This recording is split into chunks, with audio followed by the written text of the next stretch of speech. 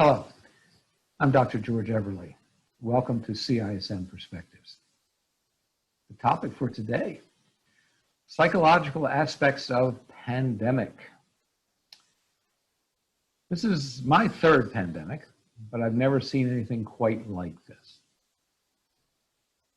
Part of why we've never seen anything like this is the responses that we're taking. We are sheltering in place, we are quarantining, we've shut down much of the economy of North America. Why? To save lives. The pundits will come on TV and they'll be dueling pundits for the next several years. The fact of the matter is quarantining does save lives. That is beyond dispute. We learned that in 1918. When the first cases of Spanish flu emerged, St. Louis shut the city down. Philadelphia had a parade. And all you need to do is look at the death toll in the two cities. The differences are striking.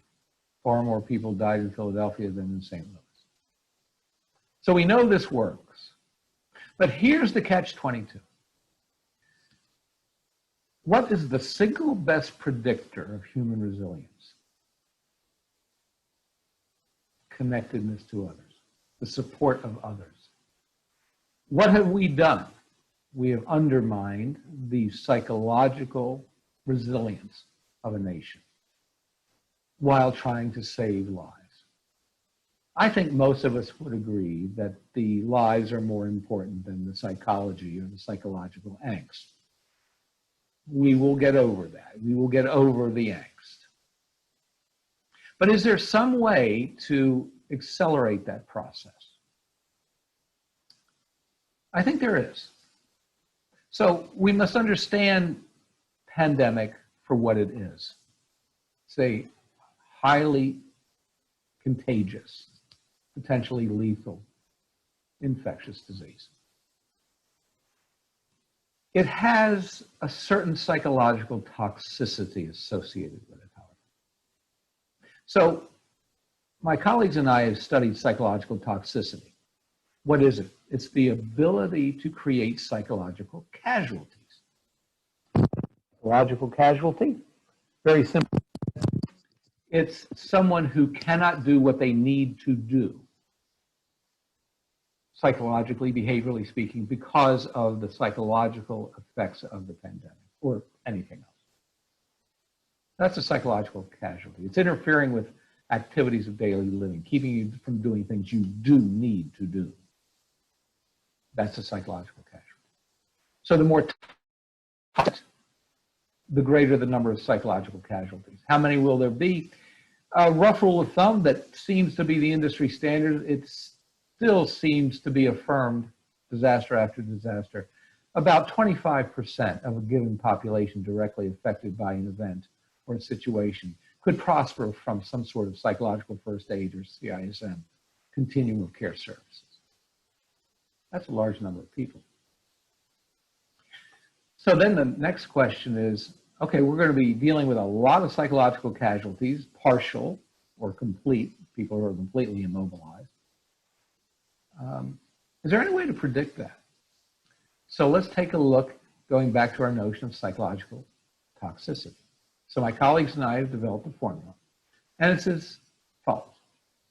Psychological toxicity equals morbidity times duration or chronicity times ambiguity. So morbidity means making people physically sick or killing people. So it's also lethality, mortality.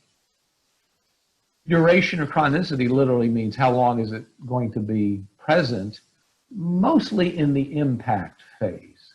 How long will it continue to be a threat? Ambiguity is the magic portion of the formula. It's ambiguous. It's hard to define, but let me give it a try. The greater the ambiguity surrounding the event, the more toxic it is psychologically. How is it communicated? Do we know how the disease is spread? How does it hurt or kill people? Do we know that mechanism? Is the media and government, are the media and government on the same page with regard to messaging? The more ambiguous these issues, the more toxic it becomes. So, where are we with the pandemic? Psychologically speaking, it's the most toxic disaster I've seen in my career. And my career began in disaster mental health in 1979 with 3 Mile Island. The pandemic will require the most comprehensive, integrated psychological response possible. At this moment, that response is known as critical incident stress management. I'm Dr. George Everly. Thanks for listening.